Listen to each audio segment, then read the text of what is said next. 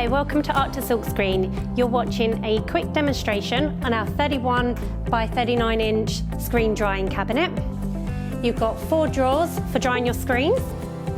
Firstly, make sure that you plug in your 32 amp socket.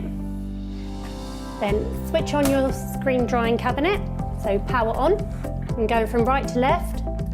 Switch on your circulating fan, then your temperature switch. Press the set button to set the temperature. Using the up or down arrows,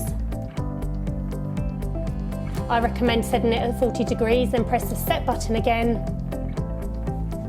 and then wait for the temperature to rise.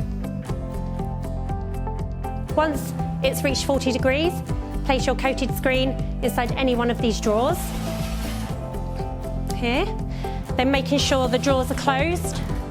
Leave your screen for about 10 minutes to dry before you expose it.